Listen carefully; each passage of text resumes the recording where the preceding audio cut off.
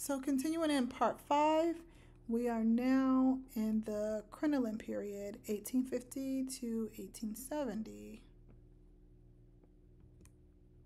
So the crinoline period was named after the cage crinoline. This was a device that was used to hold out the skirts of women.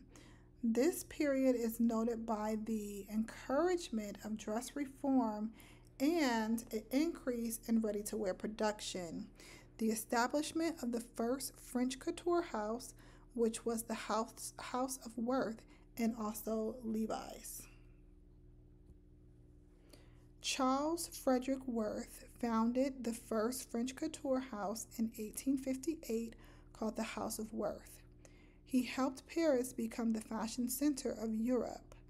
Worth came to fame as a sought-after designer after his time creating gowns for Princess Pauline von Metternich.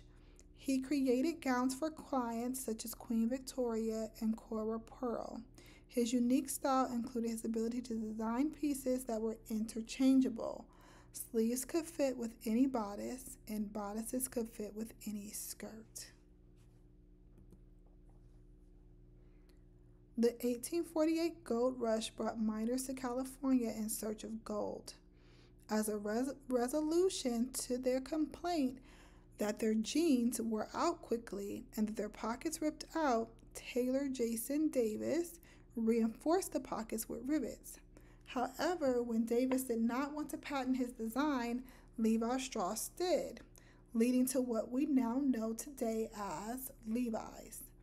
Levi's were gradually trademarked over the years by adding a double arc design that stitched on the back of the pockets with orange thread. This occurred in 1873. A leather patch and 2 horse brands in 1866. Belt loops in 1922. A red tab trademark on the back pockets in 1936. And concealed back pocket rivets in 1937. Zippers were also added to some styles in 1954. To this day, Levi's has remained an important staple in the wardrobe of consumers.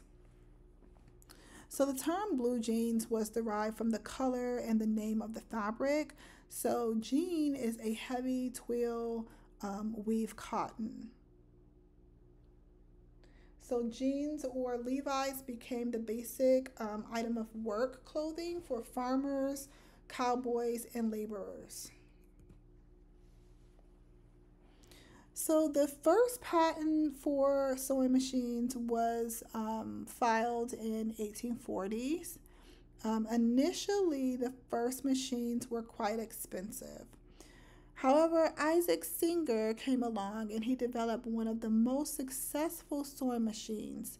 His machine became the first to be considered a domestic appliance.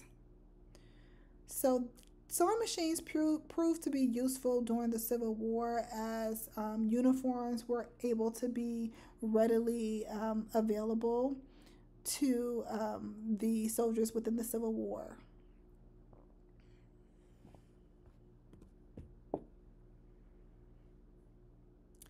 So the first mass production of items were men's shirts, aprons, and calico dresses. So the completion time, to give you an example of the significance that the sewing machine played, the completion time for a first-rate overcoat was reduced from 6 days to 3 days. Okay, production of ready-made women's cloaks and hoop skirts was also made possible with the sewing machine. Attachments that attached to the machine made it easier to add trimmings to garments as well. Amelia Bloomer adopted the style of wearing Turkish trousers under a short skirt, which was then referred to as the bloomer. So while she did not come up with this particular style, because she adopted it and wore it very frequently, it was named after her. The bloomer costume consisted of a pair of full trousers that gathered at the ankle with a knee-length shirt which was worn over the bloomers. So this particular style was worn in the US, Germany, England, Netherlands, and Sweden. So the basic silhouette of women and children clothing had a close fit throughout the bodice to the waist, and it widened into a full round or dome shape. Armholes were placed before the natural shoulder. Fabrics used are silk, taffeta, cotton, barège, linen, and wool. The first dye that was made was a vivid magenta color, which was called mauve. Camisoles were worn over corsets. Stays, which were more commonly referred to as stay corsets at this period of time rather than stays. Cage crinoline or hoop skirts were made of whalebone or steel hoops. So the shapes varied from round to a more flatter in the back and fuller in the back as well silhouette.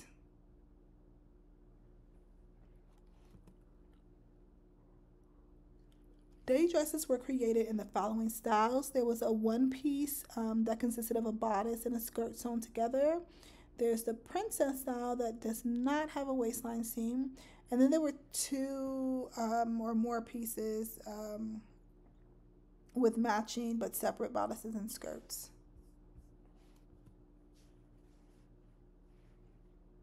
So high necklines with or without attached collars. Finished and bias piping was a particular style that was worn on women garments. Removable, washable collars and cuffs were also worn with day dresses. Sleeves were open at the ends and they were worn with removable lace or muslin under the sleeve. Sleeve styles varied.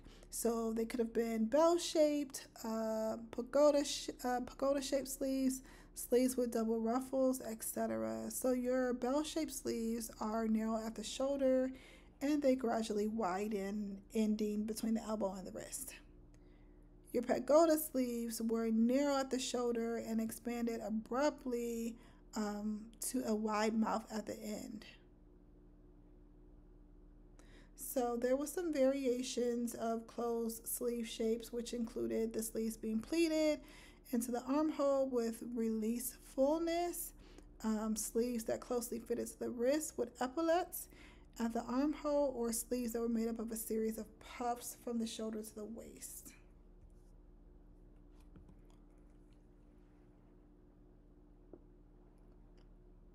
Red garibaldi blouses were named after Italian soldiers. The princess style was a new one-piece style that was cut without a waistline seam. So elaborate embroidered silk aprons were worn for style rather than practicality.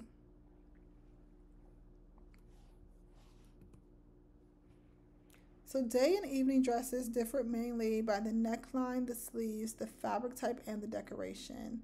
So evening dresses had an off-the-shoulder neckline that went straight across or with a dip at the center. They also tended to have that Bertha trim. In the late 1860s, the silhouette was fitted throughout the waistline. So here's a few popular outdoor garments. The pardeuses, which was a sleeved outdoor garment. The palto, which was a sleeved outdoor garment that fitted the figure. The police mantle was a double-breasted, sleeved, unfitted coat with a wide flat collar and a wide reversed cuffs. The mantle was a 3/4 length coat that was fitted to the wrist in the front, full at the back, with either long sleeves or full shawl-like sleeves cut as part of the mantle. The shawl mantle or loose cloak reached almost the skirt's hem. So the shawl mantle was a loose cloak that reached to almost the skirt's hem.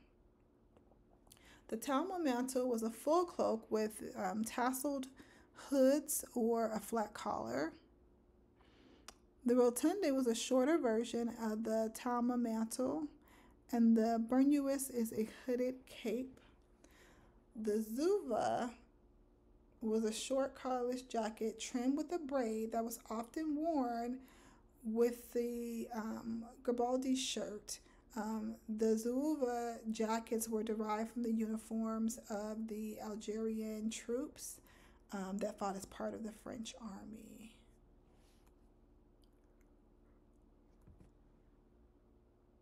So hair was parted down the middle and drawn over the ears and placed into a bun or plaits. Um, Pads were placed under the hair at the sides to create a more wider appearance. Hair worn in curls. Um, this type of style was worn in the evening. Snood was a net that secured the hair in the daytime. So this was worn in the daytime to secure the hair. And then bonnets and hats were also worn. So other accessories include white stockings that were made of cotton or silk, square-toed low-heel shoes worn in the daytime. There's also evening shoes that were made out of white kid or satin. So these gloves were also worn in the daytime and the evening. So in the daytime, short gloves were worn, and in the evening time, long gloves were worn. So lace fingerless mitts were also worn in the day and evening. The Swiss belt was a popular accessory, and bracelets, brooches, and necklaces were also popular. The style of the frock coat was the same as in the previous decade, which was it was fitted through the torso with a skirt that was not overly full. In the 1860s, though, the frock coat waistline dropped somewhat and the waistline was less defined. These coats lengthened after 1825 and remained longer for the rest of the period. Morning coats were also called riding coats or Newmarket coats, curved back gradually from the waist. The curving becomes less pronounced around 1860.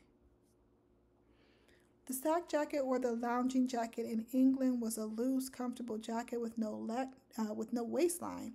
Sack jackets had straight fronts, centered vents in the back. They were sleeveless without cuffs and had small collars with short lapels. So pea jackets were loose, double-breasted jackets with side vents and small collars. These were also worn as overcoats. So trousers fit more closely to the leg around 1850. By 1860, they were definitely wider. Suspenders were worn to consider suspenders were worn to help keep the trousers up, but they were also considered to be an appropriate gift from a woman who was looking to gift a man with some sort of gift. Knickerbockers first appeared after the 1850s.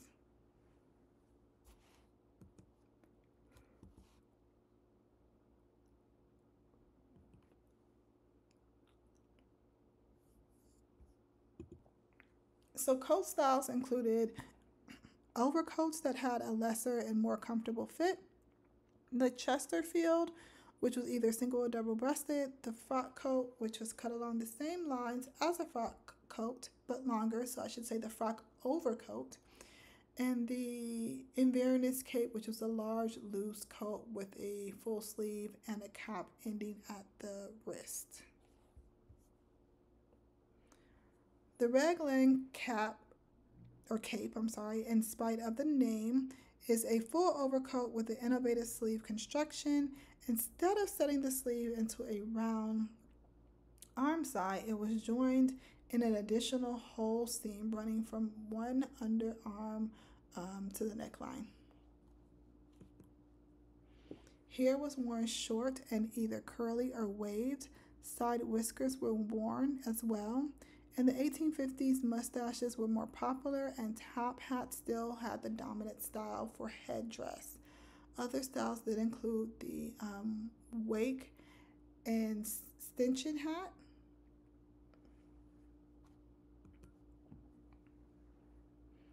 So shoes were laced. Half or short boots with elastic buttoned or lace closures or long boots were also worn. Canes and umbrellas were carried. Gloves were worn. And then your watches, watch chains, tie pins, rings, and oriental buttons and studs were also worn. So girls and boys were dressed alike in dresses until about they were 4 years old. Afterwards, girls were dressed more like women but in shorter lengths. So as girls grew older, their skirt lengths got longer, and by age 16, they were stopping about 2 inches above the ankle. Older girls wore hoops, which were the length of the skirts um, that also grew as the girls got older. Knickerbocker suits added a short collarless jacket to pants and for older boys as well as younger boys. Sailor suits were made up of trousers or knickers, a blouse with a flat square collar, and a v neck shaped neck opening. The sailor blouse is also known as a middy, which was derived from the word midshipman. Eton suits were tunic suits and jackets plus trousers that were all similar to those of the preceding period.